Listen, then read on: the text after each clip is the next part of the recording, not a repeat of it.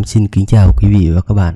Các bạn thân mến, sau lần Trung Quốc manh động chiếm đóng bất hợp pháp cùng đảo An Vĩnh với đảo Phú Lâm và đảo Linh Côn ở phía đông bắc vào năm 1956, Việt Nam Cộng Hòa vẫn duy trì hoạt động thực thi chủ quyền thường trực tại cụm lưới liềm ở phía tây nam cũng như đảo Tri Tôn, các bãi cát, đảo nhỏ khác.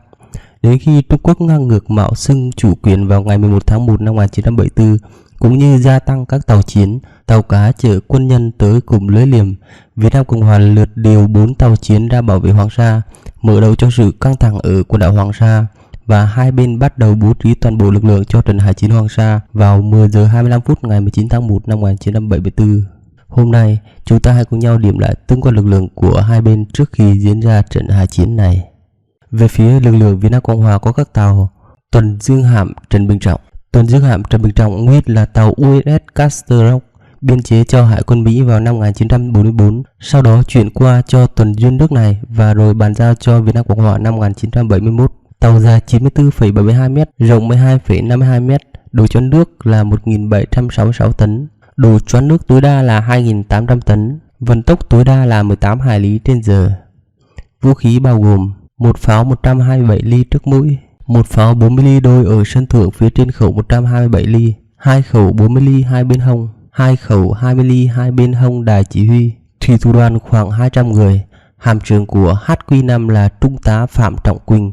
Tuần Dương hạm Trần Bình Trọng HQ-5 có mặt tại Hoàng Sa vào ngày 18 tháng 1 năm 1974, cùng với lực lượng người nhái gồm 49 người dưới quyền chỉ huy của đại úy Nguyễn Minh Cảnh. Tuần Dương hạm Lý Thường Kiệt HQ-16. Tuần Dương hạm Lý Thường Kiệt HQ-16 nguyên là tàu USS Chico của Hải quân Mỹ, hạ thủy năm 1942, sau đó chuyển giao cho tuần duyên Mỹ rồi chuyển cho Cộng hòa Việt Nam năm 1972. Tàu dài 94,72 m, rộng 12,52 m, độ choán nước là 1.766 tấn, độ choán nước tối đa là 2.800 tấn, vận tốc tối đa là 18 hải lý trên giờ. Vũ khí bao gồm một pháo 127 ly trước mũi, một pháo 40 ly đôi ở sân thượng phía trên khẩu 127 ly, hai khẩu 40 ly hai bên hông, hai khẩu 20 ly hai bên hông đài chỉ huy. Thủy thủ đoàn khoảng 200 người. Hạm trưởng là Trung tá Lê Văn Thử. Tuần duyên hạm Lý Thường Kiệt HQ-16 có mặt tại Hoàng Sa vào ngày 15 tháng 1 năm 1974. Khu trục hạm Trần Khánh Dư HQ-4. Khu trục hạm Trần Khánh Dư HQ-4 là tàu chiến hiện đại nhất của Hải quân Việt Nam Cộng Hòa lúc bấy giờ. HQ-4 trước đây vốn là tàu hộ tống USS Foster, bắt đầu được biên chế vào Hải quân Mỹ năm 1944. Đến năm 1951, nó được chuyển cho tuần duyên Mỹ và năm 1971 thì bàn giao cho Hải quân Việt Nam Cộng Hòa. Tàu dài 93 m, rộng 11,15 m, có độ choán nước 1.590 tấn, độ choán nước tối đa là 1.850 tấn, vận tốc là 22 hải lý trên giờ. Tàu có tầm hoạt động là 16.900 km khi chạy ở tốc độ tiết kiệm. HQ-4 được trang bị một pháo 76 ly ở sân trước có tháp pháo, một hải pháo 76 ly ở sân sau lộ thiên, một súng 20 ly. Thủy thủ đoàn gồm 170 người. Hạm trưởng của HQ-4 là Trung tá Vũ Hữu San. Khu trục hạm Trần Khánh Dư HQ-4 có mặt tại Hoàng Sa vào ngày 17 tháng 1 năm 1974, chở theo 20 người là lực lượng đặc biệt tinh nhuệ của Hải quân Việt Nam Cộng Hòa. Hộ tống hạm Nhật Tảo HQ-10.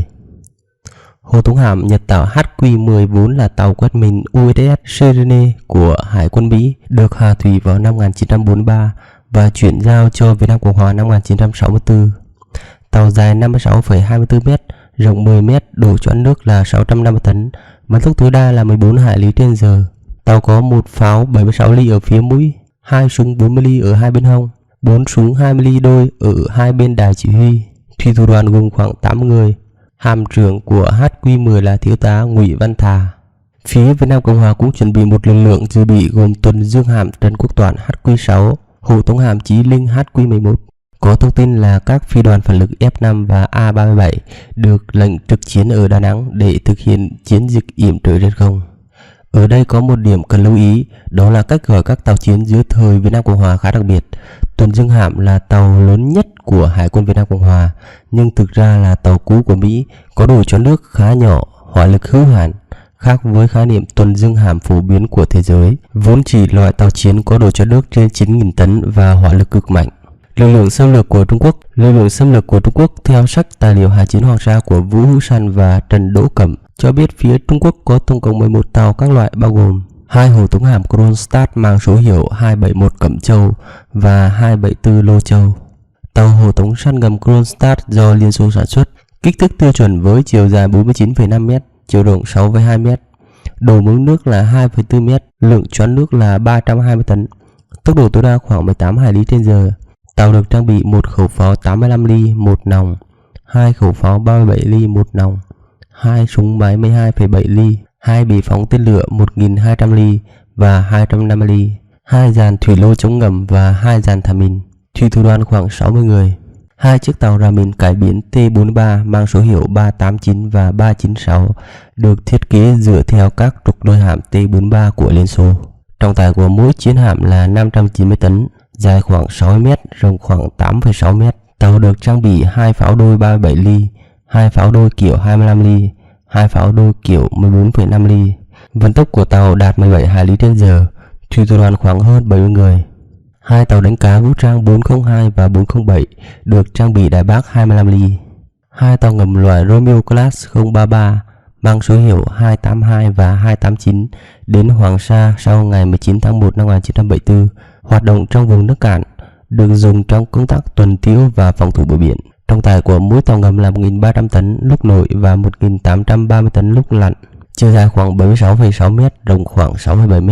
Vũ khí của mỗi tàu bao gồm 8 ống phóng ngư lôi loại ngư 1, đầu nổ 400 kg, có thể tấn công các chiến hạm ở tầm tối đa khoảng 9,2 km và tối thiểu là 3,7 km. Tầm hoạt động khoảng 2.000 hải lý. Thủy thủ đoàn khoảng 65 người. Cuối trận hải chiến, Trung Quốc còn điều thêm hai tàu Kronstadt 281 và 282, hai tàu hộ tống Kronstadt Hải Nam 281 và 282 đến Hoàng Sa vào trưa ngày 19 tháng 1 năm 1974. Trọng tải của mỗi chiến hạm là 430 tấn, dài gần 59 m, rộng khoảng 7,4 m và có tốc độ tối đa là 30,5 hải lý trên giờ. Vũ khí trên mỗi tàu gồm hai khẩu 57 ly đôi, 4 khẩu 25 ly đôi vận hành bằng tay, 4 dàn phóng rocket, mỗi dàn có 5 ống phóng loại 81, gồm 50 rocket tầm xa 1.200 m, đầu đạn nặng 34 kg. Bên cạnh đó, theo một số nguồn tin chưa được kiểm chứng, Trung Quốc còn có lực lượng dự phòng gồm 4 xuồng tên lửa cao tốc lớp Comat do Liên Xô sản xuất, một số tàu khu trục săn ngầm và một số lượng khá lớn máy bay MiG đóng tại đảo Hải Nam. Theo đánh giá của những người trong cuộc, lực lượng Việt Nam Cộng Hòa có vẻ nhỉnh hơn về mặt tàu to súng lớn. Cụ thể, các tuần dương hạm HQ-5, HQ-16 có đại bác 127 ly, trong khi súng pháo lớn nhất của Trung Quốc chỉ khoảng 100 ly. Tàu của Việt Nam Cộng Hòa lớn hơn nhiều so với tàu của đối phương, do đó sức chịu đựng lớn hơn. Tàu hộ tống Nhật tàu HQ-10, chiếc có hỏa lực yếu nhất và nhỏ nhất của phía Việt Nam Cộng Hòa, khi em so sánh với tàu Trung Quốc thì cũng đã tương đương, chỉ kém về tốc độ. Về quân số binh sĩ, có vẻ như phía Trung Quốc chiếm ưu thế vì họ có một số tàu cá chở quân nhân, tàu chở quân. Lực lượng dự phòng của họ cũng có thể được tăng cường từ các cụm đảo An Vĩnh, cụm lưới liềm vài chục hải lý. Theo tài liệu CIA mới được giải mật gần đây cho biết, vào thời điểm trận hải chiến, Mỹ đã phát hiện Trung Quốc có hoạt động xây dựng hạ tầng ở đảo Phú Lâm thuộc cụm An Vĩnh. Theo cuốn tài liệu Hải chiến Hoàng Sa của Vũ Hữu San, cựu hạm trưởng HQ-4 và Trần Đỗ Cẩm, trong một trận hải chiến khi đôi bên gần nhau, cơ súng lớn chưa chắc đã chiếm được ưu thế vì không tận dụng được tầm bắn xa. Hơn nữa, nhịp bắn là chậm. Các chiến hạm Trung Quốc có vận tốc cao là nhỏ nhẹ, dễ vận chuyển nên chiếm được ưu thế trong lúc cận chiến. Đặc biệt, trong một khu vực có nhiều đá ngầm, bãi cạn như Hoàng Sa, các chiến hạm Việt Nam Cộng Hòa không những vừa to, cao, lại xoay sở tương đối chậm nên là mục tiêu rất dễ dàng cho quân địch nhắm bắn. Theo tác giả Trần Đỗ Cẩm, do các chiến hạm Trung Quốc gần sát mặt nước nên rất khó bắn trúng, trong khi các khẩu pháo của Việt Nam Cộng Hòa nằm trên cao nên xoay sở rất khó khăn. Có khi phải hạ độ cao xuống dưới đường chân trời mới có thể nhắm trúng mục tiêu nằm gần. Các chiến hạm của Trung Quốc thấp hơn nên dễ dàng nâng cao độ cao của Đài Bắc chừng dăm 3 độ là đã có thể bắn trúng mục tiêu. Như vậy, về tương quan lực lượng của hai bên, mỗi bên đều có ưu và nhược điểm của mình. Việc hơn thua phần lớn sẽ do các cấp chỉ huy và tinh thần của thủy thủ đoàn quyết định. Tuy nhiên, kể về lực lượng trụ bị ứng chiến, phía Trung Quốc chiếm ưu thế tuyệt đối, nhất là về mặt yểm trợ trên không. Trong video tiếp theo, chúng tôi sẽ gửi đến quý vị và các bạn chi tiết trận hải chiến Hoàng Sa gửi tới quý vị và các bạn. Cảm ơn quý vị và các bạn đã quan tâm theo dõi. Đừng quên đăng ký kênh Góc Nhìn Việt Nam để theo dõi các video tiếp theo. Còn bây giờ, xin kính chào và hẹn gặp lại.